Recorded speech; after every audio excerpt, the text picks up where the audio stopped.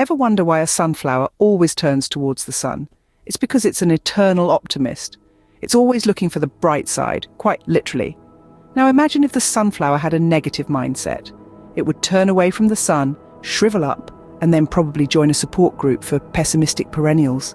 Imagine if your brain was like a house. A positive mindset is like having a house party where everyone is invited, the good, the bad, the ugly, and they all get along. They're dancing on the tables, they're eating all the guacamole, they're even petting your cat who usually hides under the bed when there's company. On the other hand, a negative mindset is like having that one grumpy neighbour who complains about the noise, calls the police, and then sits in his bathrobe watching reruns of antique shows. You know the type, right? Why would you want to be the grumpy neighbour when you could be having the party of a lifetime in your brain house? But remember, it's not just about positive thinking. It's about self-love too. Self-love is like having a built-in cheerleader who's always ready to do a cartwheel when you've managed to find matching socks in the morning. Now this is where it gets really interesting. By choosing a positive mindset and practicing self-love, the world starts to look a bit different. It's like putting on glasses for the first time.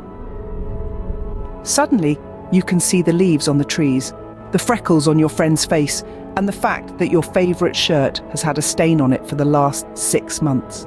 So, how do you switch from being a bathrobe-wearing, antique show-watching grump to a guacamole-eating, cat-petting party animal? Well, it's all about practice.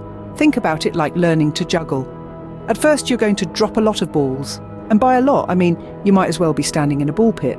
But with practice, you'll start to keep more balls in the air. And before you know it, you'll be juggling like a pro. The same goes for a positive mindset and self-love. Start small, like celebrating when you find matching socks, or when you successfully make a cup of tea without burning the house down. Then gradually you'll find yourself celebrating bigger things, like getting a promotion, or finally figuring out how to fold a fitted sheet. So next time you're feeling like the grumpy neighbour, remember the sunflower. Always turn towards the sun. Always look for the bright side. Always be ready to dance on the tables, eat all the guacamole, and pet the cat. Because life's too short to watch reruns of antique shows in your bathrobe. Now go forth and throw a brainhouse party.